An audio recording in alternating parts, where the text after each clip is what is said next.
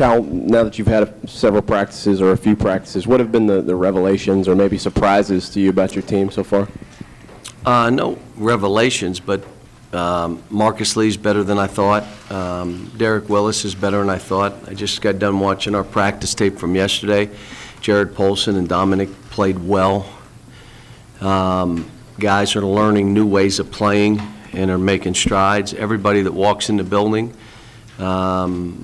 the guy that they're saying is the standout is James Young. Like, they're every day. They're, we've had NBA scouts in there every day, and they're all speaking about him. And I'm kind of watching everybody, so not seeing it.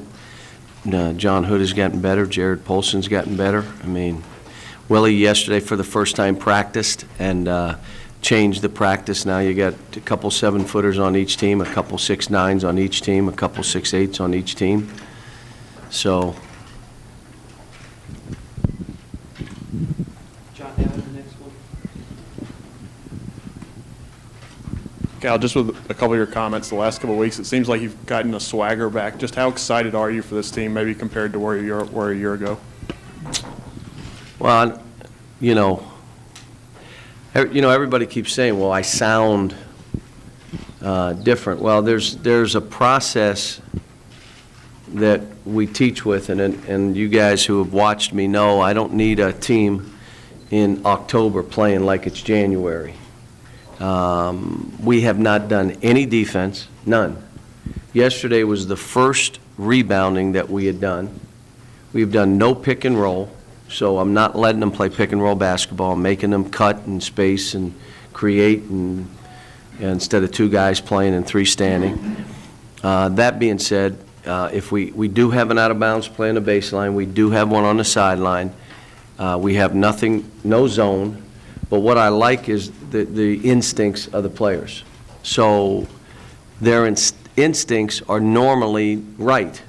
They're not thinking, they're instinctive, and that makes it kind of fun, especially, as fast and as aggressive as we've played. Cal, what is it maybe that's impressing people who come in? What is it that's impressing people who come in here about James Young, and what have you taken from him? He is really fast. He's now not settling for jump shots. So you're seeing a young man get his head and shoulders by people, take contact, and make baskets, which a month ago he was not going in there. In transition, he's kind of like Michael Kidd. If he's out ahead, you throw him the ball. Something good will happen. And he has a chance of being a terrific defender. Part of what happened to us last year with Nerlens, some other guys that we thought would be good defenders really weren't. I think this team could and should be, not just because you have a shot blocker. We have a couple big kids. We can guard the ball better. Jerry. John, you've been quite open about 40-0 as a goal or a target, and most coaches say, the day-to-day process is what brings results. How do you? Well, what I've combine? said. Let me again feel like Jay Carney up here. Let me again tell you what I've said. For about 8 years, I've said before I retire, I would love to coach a team that goes 40-0.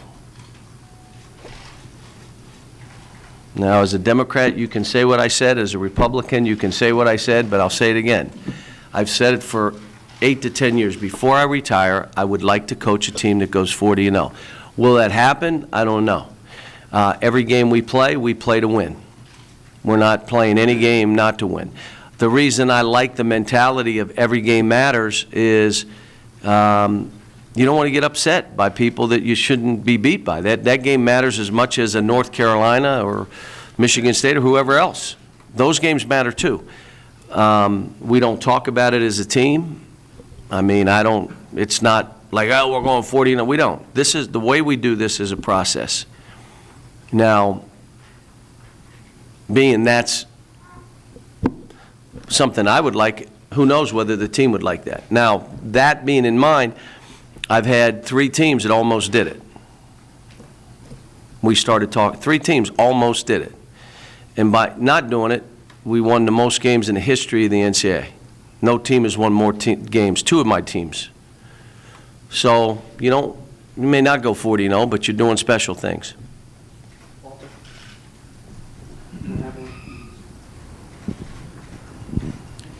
Cal, should this team be the #1 team in the country right now? You've seen them more than any of us. I haven't seen anybody else. I really don't know.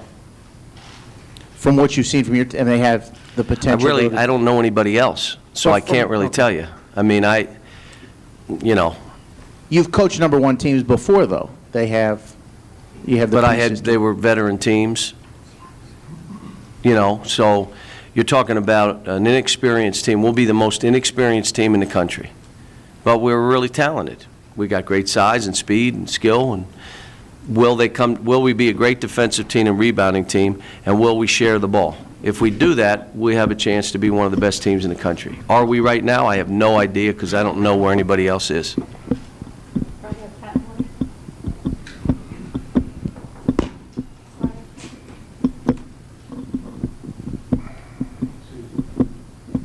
Independent of experience, is this the most talented team you've had?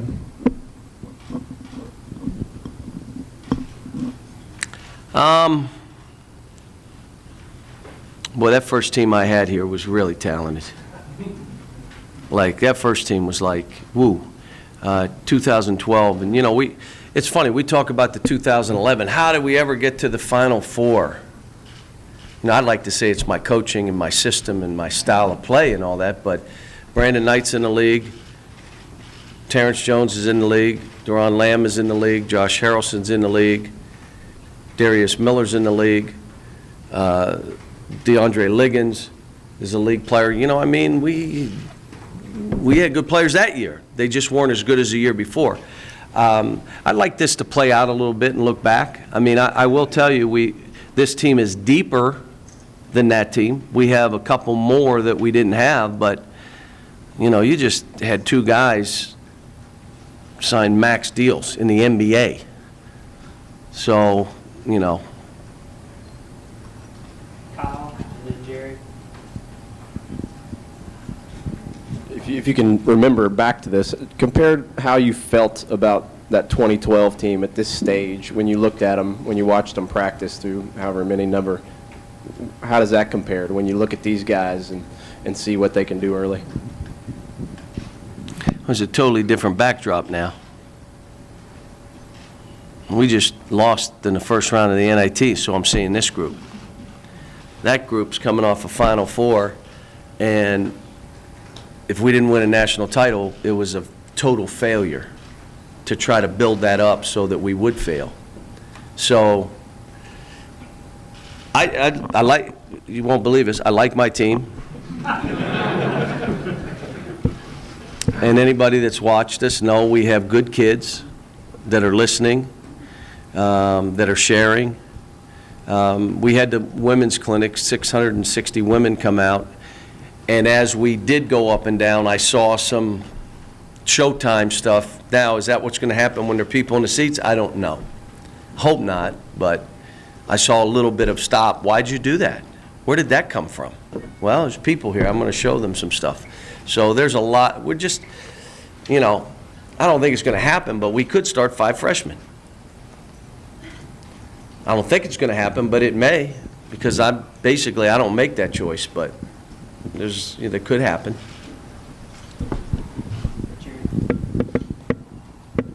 Jerry Tipton, Fox News. What? I didn't hear that. Who from Fox? Jerry Tipton, Fox News. What? The Republicans have shut down the government. And the Democrats are trying to feed everybody. What is going on here? Go ahead. How would you describe the leadership qualities of Julius in terms of playing hard or just being a good player? What components add up to a good leader? Well, what's happening right now,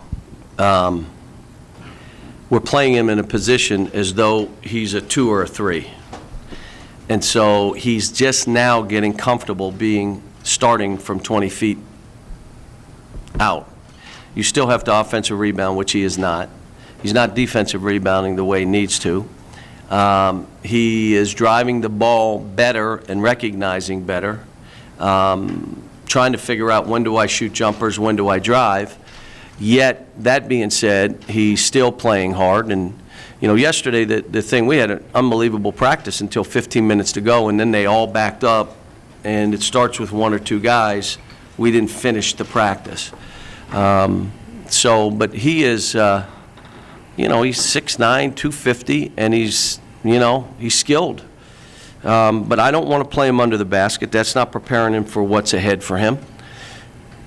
I could play him at 7 feet and try to win college games, tell him I'm really helping you. Or I can make him play out on the floor like we did Patrick Patterson. If you remember, Patrick went from standing under the basket to playing at the top of the key offensively. And so it's going to take him time. I mean, that's probably why people have walked in and looked at James Young. It's more natural for him. He's playing like he naturally would, and the other guys are still learning and trying to get their feet underneath them about how they're going to play this new way of playing.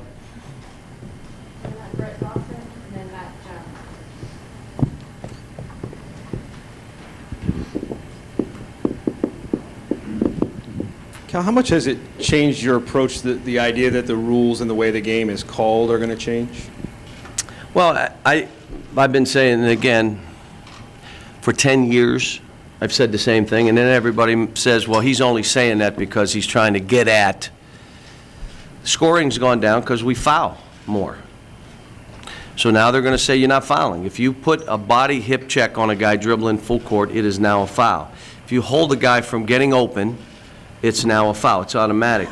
Do you remember the charge block where I used to go crazy? You had to have your toe off the ground. Now, if you're in an up motion, I don't have to even jump yet. I'm in an up motion. If that man is not standing there, it is a block every single time. There's no more flopping. So he comes in, and I drive, and I beat my man, and I raise the ball. You better be standing there, which means, as a driver, your head had to be down to run him over. Because if your head's up and he's standing and he's there, unless you don't know how to play, you're not going to run the guy over. So I think scoring will go up. It's going to open the game up. Here's what a press will be now. If you want to press and hold and bump, you're going to foul out your whole team. But you can trap quick and try to steal the ball. But if you don't steal the ball, you got to run back, because if you bump that driver, it is now a foul. It's according to what they've told us. The one I'm not sure of is post defense. That's a little bit harder to decipher how they're going to play it. If you don't give the guy motion, if you put a hip, if you forearm in the back or two, they're going to make calls. That one is a little less clear to me. But the others are clear. You drive the ball and you get your head and shoulders by the guy and there's contact. Where before they could sometimes say, well, the offense created it. Nope, the rule states you get your head and shoulders by the guy and there's contact, that's a foul on the defense. It's the new rules. Not my rules, it's the rules. If you drive and raise a ball and weak side defender comes as you're raising the ball and his feet aren't set, and then you continue to jump, that is a block every single time.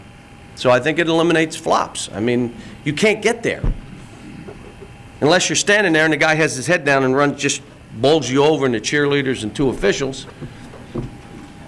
So I think it's good for the game, but we'll see. They got to. What we all say is they'll call it in November, December. They're going to call it in January, February, March. They are convinced they are, and I think it's good for the game. In the last few years, you've had three guys with Rose, Wall, and Davis who've won a National Player of the Year award. Is Randall in that group? Oh, yeah, I mean, he's good, but, you know, we got guys on our team playing better right now. But he is that good. And my thing will be, I'll give you an example. I come in last night. I'm in my office about 11 o'clock. 10:30. He's in there shooting. This morning, I hear blip, blip, blip, and I look out my window in the morning. He's got a full sweat going. And he's going to practice today. So when you ask me, does he have a chance of that? Yes, he does. Because of that. The only kid that worked like that I've had has been a Brandon Knight, who willed himself in the league. Willed himself to be a top 5, 6, 7 pick. Because physically, you look at him, there's no way. But he willed himself. This kid's got that body and does it. But listen, we're changing how he plays, so he's not as confident. He doesn't have the swagger that he had right now because we're changing. You can't do it from 7 feet. Now get out there and do it from the perimeter. Coach, you said earlier that you want to win every game you play, but then you said if you just wanted to win college games, you'd play Julius down low. Can you talk about the seeming inconsistency with those statements? If I'm about my players and I do right by their growth, we'll win our college games, to make it simple for you. So I'm just going to worry about winning college games. Whatever happens after is not me. That's okay. Or I can say I'm really going to work on these individual players. Even if I know we win more games with them here, I'm going to teach them here. And if I really teach them and they get going, we'll win college games. It's just a different approach.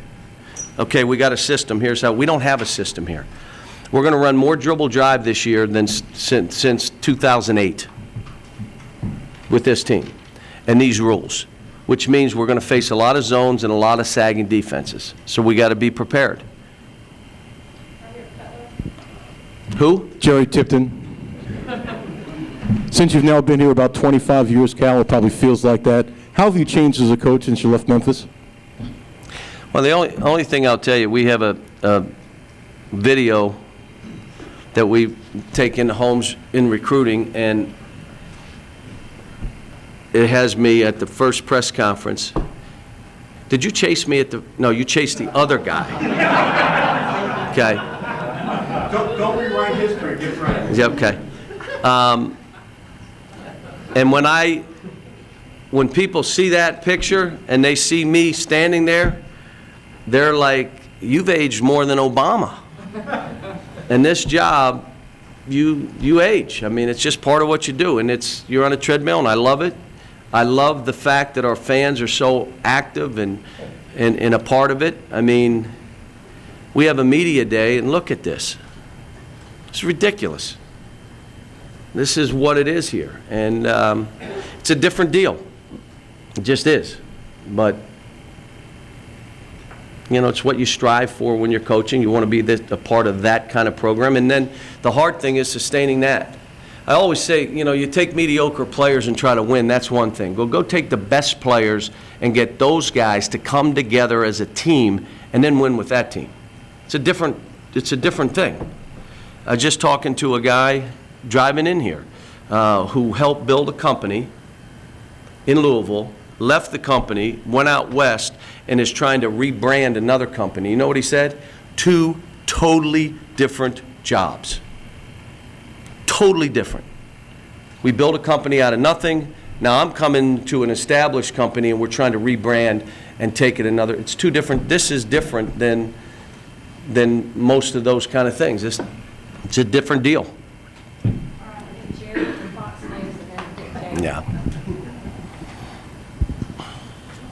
I'm wondering if you can give us a comment on Todd Lanner, Sam Malone, and Brian Long, what they bring, or any sort of comment on their contribution. Well, the walk-ons, you know, it's tough because I'm coaching those 12 guys, and as walk-ons, it's hard here because it's hard to get on the court. Now, you look at Jared Paulson, guess what? He was a walk-on. Now, all of a sudden, if you watch tape yesterday, people walked off and said, man, he's good. Now, think about who he's had to play against every day for 4 years. Think about the guards that he's had to guard and be out there with. And so you want those guys to grow. They're good kids. You know, they're as big a part of the team as anybody. They just don't get on the floor that much. John, one of your players, before you all began workouts, said that in the pickup games, defense has been really something to see. I see you grinning. Is that an attitude you want to hear? Is that somebody that doesn't yet know? Yeah, but it's. I don't know if they always played zone and now they're playing the man and they think they're really playing. We have not talked about defense at all, and so and there's all kind of ways of doing this job. You can help them offensively and build their confidence, and then go to your defense when you got confident players. or you start right with the defense, and we're going to make that our staple, and then it kind of squelches that offense because the defense gets ahead of the offense, and the offense can't even make plays. We just do it the other way. And it doesn't mean it's the right way, but there's, you want to establish that, and we've always become a pretty good defensive team, but we've done nothing. We haven't done pick and roll defense, post defense, playing a screen. All we do in a dribble drive, you got to guard the dribbler. And they start figuring out how to guard the driver. And that's the hardest thing to teach in the game.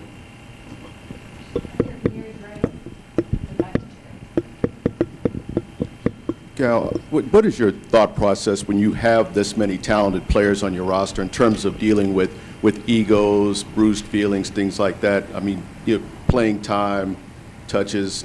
I mean, you're in control, but how do you get? Not really. They're in control. The thing that makes this tougher, in a normal situation, if you remember what Coach Smith used to do at North Carolina, they'd have their top 7 or 8, and then they'd bring in the bomb squad 5. You remember they used to do that? And they just say, you're going to play 4 straight minutes a half, and you're going to play 4 straight. But he had a veteran team of 8 that didn't need that extra time. The problem we have right now is we have a brand new team every year, so it's hard to say, okay, we're going to play these 7 or 8, and these 5 are going to play 4 minutes. But the whole thing is they earn it. No one's promised anything here. You're going to have to earn minutes. I tell them the thing about sharing the ball. We play Louisville in the semifinal game in the NCAA tournament. No one took more than 9 shots. No one took more than 9 shots. We had the number 1 and 2 pick in the draft, and 6 guys got drafted. So obviously shots don't matter. Had a guy come in, I'm just maybe not getting the ball enough. Really? So you think that's how they're going to judge you? You getting the ball and scoring? Do you really think that's how they're going to? No. So why are you worrying about that? Go rebound, defend, run the floor, finish baskets, make free throws, do the things that help us win and make you look good. So you just have to explain it. The other thing is, as long as the kids know you're about them, you're not saying I'm about you, but really you're about the program or yourself. As long as you're about them, they'll listen. They'll trust you. They'll play hard. You're not getting as many minutes because of this, but we got your back. You're fine. You're going to be good. That's the challenge when you have a good full team.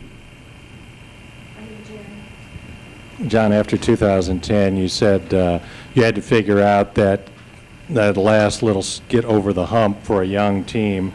Then obviously they did it in 2012. What is that element? What can you call upon for these guys?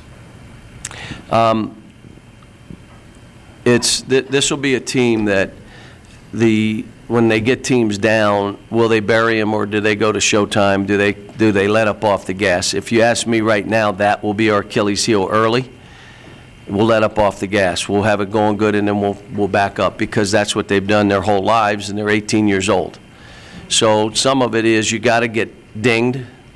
Sometimes you got to take losses to prove a point. I mean, our game with Indiana helped propel us in another direction in 2012. So I think that's what will be the case, but I don't know. I mean, let them get on the court. We've got tough games early. We got one of the best schedules in the country. We got one of the most inexperienced teams in the country, so it'll be interesting.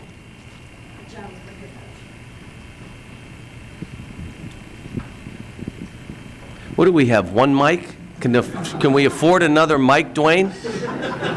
You got lax running sprints to get to side. What is the problem here? In most of the preseason rankings, Kentucky, Michigan State, and Louisville, in some order, are the top 3. You play both of them.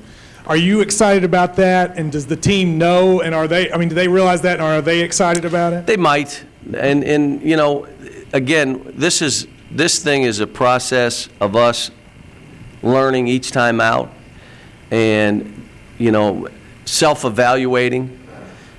Where they know, okay, how do you learn? Well, you learn against teams like that. And you want to win every game. We play to win every game, but the biggest point is you got to learn from every game.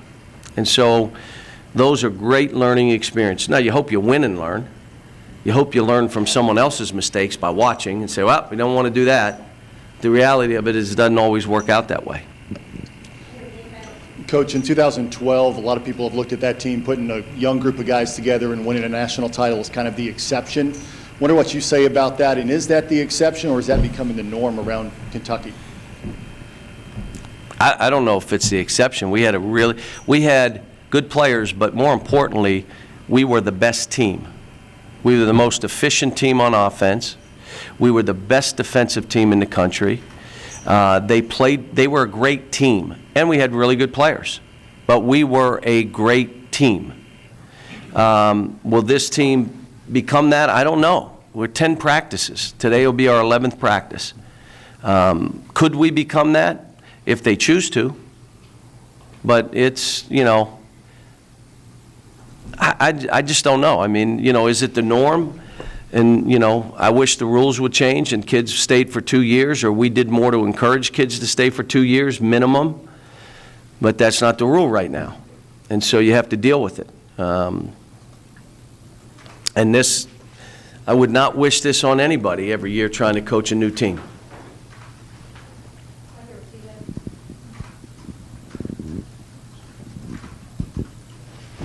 With you all winning it 2 years ago, Louisville last year, does that kind of push the reset button on the rivalry, and what pressure does that add? I think both teams could have losing records, and in this state, it matters. I'm not sure nationally it matters as much, but I know in this state it does. I remember saying, what if we won every game and lost to Louisville my first year? People around the state said, we'd be disappointed, bad year. I mean, that's just how they are. So, that game is going to be that game, and probably both programs look to have it done.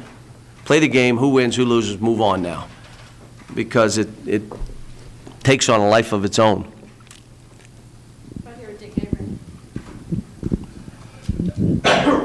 John, you had issues at point guard last year. This year, it looks like you'll probably have a freshman at point, and yet the perception is you'll be better.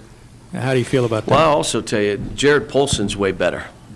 I mean, he's, like right now, if you watched him practice, you would say he's fine. And he's confident, he's stronger, he's more skilled, he knows how we're playing. He's just not as big. Those two guys are 6'5", 220. And they're bulldogs, What I'm trying to do with both Andrew and Aaron are play faster, run faster, show your speed more. You don't have to, either throw a lob or shoot a layup or shoot a 5-footer. So I'm trying to create habits that they don't have right now. They want to spin back. They want to throw scoop passes and bounce through stuff that normal freshmen do. But I will tell you that with their size and skill set, and they, right now you'll notice I'm making Andrew keep his hair longer than Aaron, so I know who's who. But when the season goes, then we'll have him so the other team doesn't know who's who. We'll have him cut it back down where no one will know. I told Andrew he's got to keep one line somewhere on his head that I can see that I'll know it's him and not Aaron. I'll answer anything. John, if you have the locker room leadership that you want, does that solve your desire for sharing the basketball? My job is to teach all these kids what leadership is and what it means and how to lead. In our mind, we're trying to teach servant leadership, that you got to be more about your teammates than yourself to really lead. And I'm trying to teach the whole team that, not just one guy. You want to lead, you have to serve.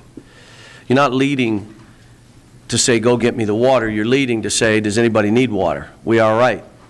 But it's not in their initial nature, and that's what my job is. What I'm hoping is when kids leave us, they understand and have the basics for leadership skills to take over and if they had to. So right now, Willie has been hurt, practiced yesterday for the first time, hard to lead, hard to make the club in the tub. And you have Alex just started practicing with, his hamstring. So he's practiced. I think yesterday was his first full practice. So those two are veterans. But I'll tell you, John and Jared are showing great leadership. I love it. Julius and Andrew and Aaron. James is not, he doesn't have that yet. But he's a great kid on the court, unselfish, he's starting to talk more. But this team has a chance to be preseason #1, and you're already one of 2 coaches to lead 3 different schools to #1 ranking. What do you think when you hear that, and what do you think of the connection with Frank McGuire? Well,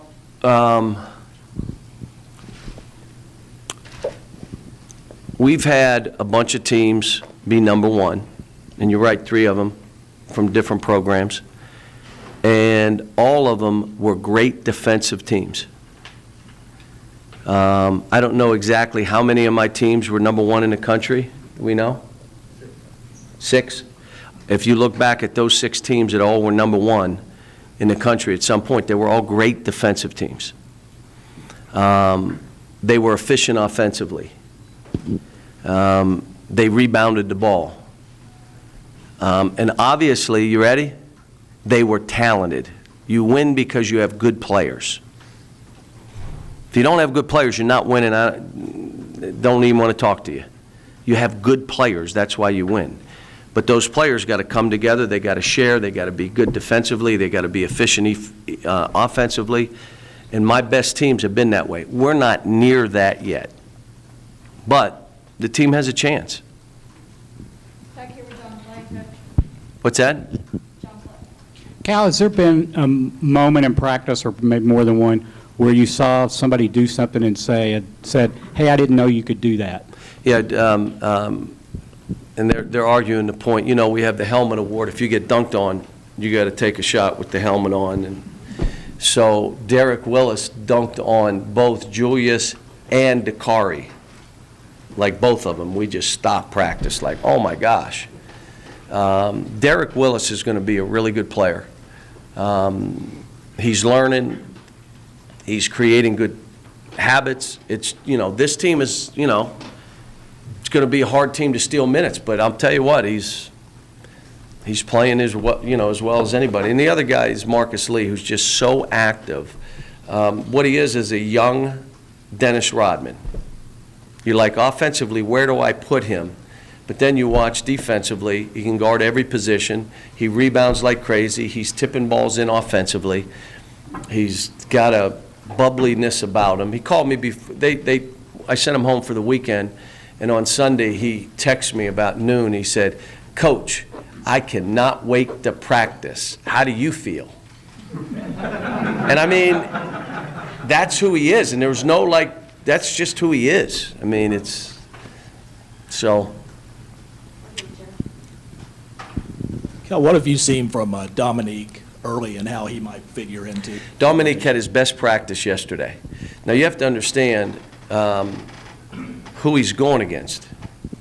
And the best thing that's happened for him, he's on the court with Jared Polson.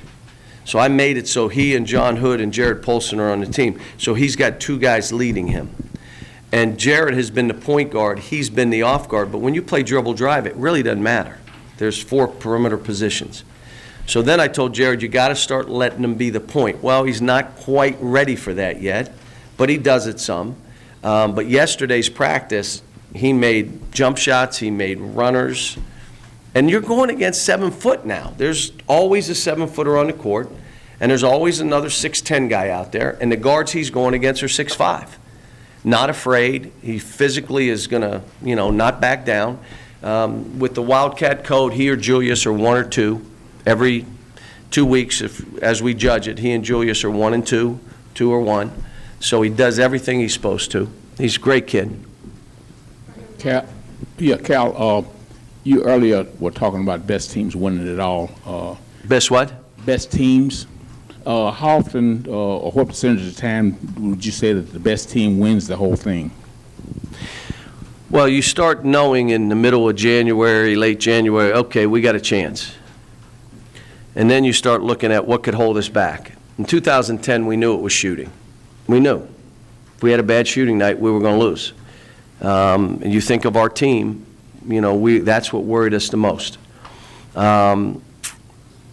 This team, I don't know what that'll be, but by the middle of January, late January, we'll know, okay, what's the Achilles heel? How will they come at us? What will they try to do? Coach, you were asked about the point guard position. Who is going to be the backup point guard? Will it be Polson? If not, is that still something you're still working on? Still trying to figure out.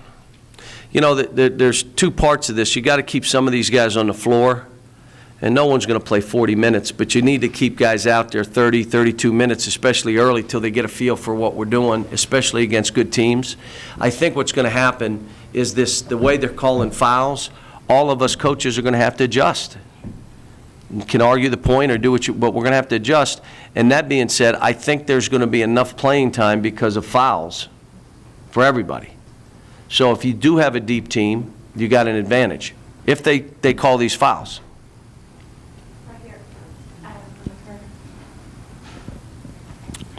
I know you mentioned you haven't done much of anything defensively, but just athleticism-wise, can this be one of your better defensive teams when, is the potential there for that?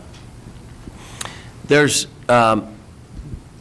no, the reason 12 was so good is that you had Michael Kidd who could guard all 5 positions and guarded their best player. And if he had any slip-ups, you had a kid, I think his name was Anthony Davis behind there, blocking everything in sight. And then the other guys were physical enough to guard and do their thing. I don't know, you don't have an Anthony, even though we have some good shot blockers, and I don't know if we have a Michael Kidd, because Michael had the combination of toughness, mental toughness, and length, to do it, and athleticism. So that ended up making that team the best defensive team in the country. So this team has a chance, but for different reasons. Your guards are bigger, your length, you're big at every position. John, is there any unique challenge at all to coaching the identical twins? Maybe you have to get after one and maybe the other one doesn't like that? No, they get on each other. They are, and their personalities are really different.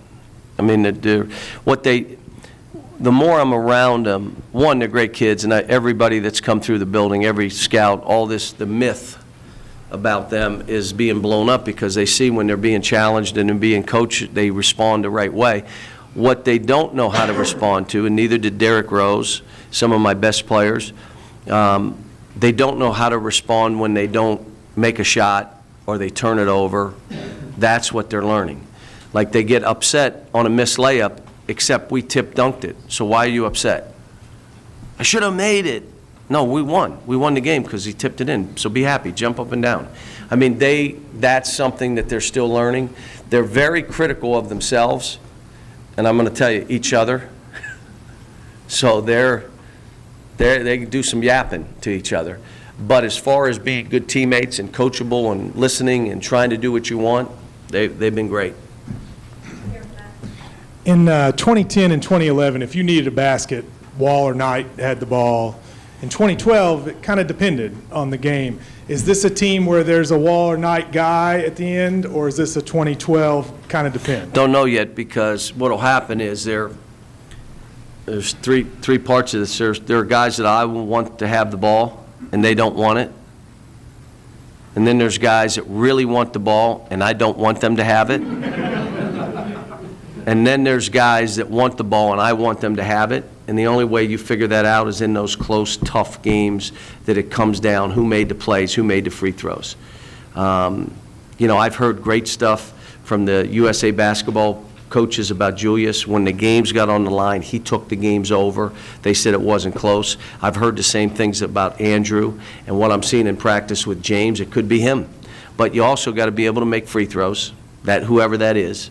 And you have to know if they come at you, you have to be a good enough passer that we're basically playing through you, not saying you take the shot.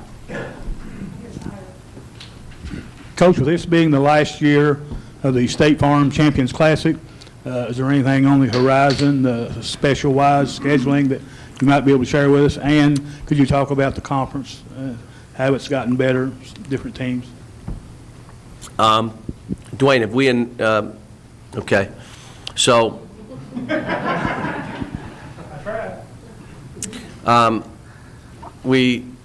decision being made on the champions, do we continue? But we've also got, we'll probably announce here in the next 2 weeks to a month, another, which I would call ridiculous event that we will be a part of. And again, you know, we have that kind of schedule. They're adding 2 more league games, as you know. But league has gotten better. Florida's going to be good. Tennessee's going to be good. You got Mississippi still going to be good. Missouri's talking, you know, they're going to be strong again. We're playing at Auburn again for the 9th straight year. I don't think Auburn played here yet? Tony's got those guys that did a foreign trip and are better. So I may be leaving teams out, but you know, I think it's going to be you know, the same kind of league it was a year ago. 2 more questions.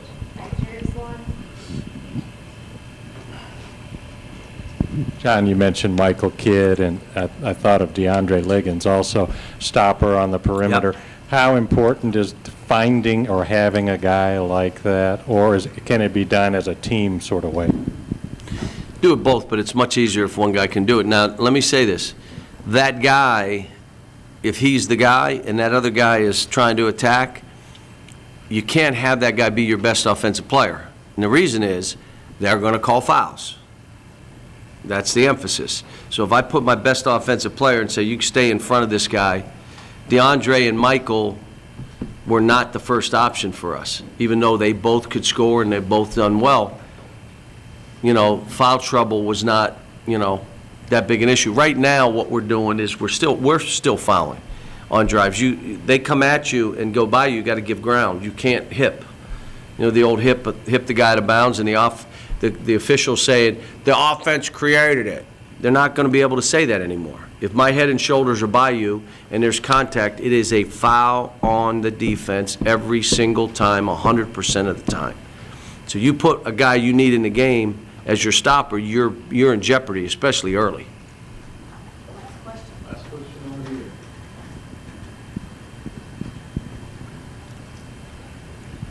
Cal, you've got a couple guys on the roster, and Willie and Marcus, who have really unique personalities off the court. Have you coached guys like that in the past, and are there maybe some challenges to coaching guys who aren't just basketball all the time? Well, you know, I've done this 20-some years now, so I've just seen or heard or coached just about any of that. But what you have is these kids all need us in different ways. They're not cookie cutters. Everyone's different. I want every kid to express himself as long as it's not hurting his teammates or hurting himself or his family. My job is to help protect them not only against others outside, but also themselves. But we're not against Facebook, Twitter, all that stuff, because I hate to tell you, all you old people in here, my son is not watching TV when he gets home. What's he looking at? The computer. I know if you're my age, 46 or 47,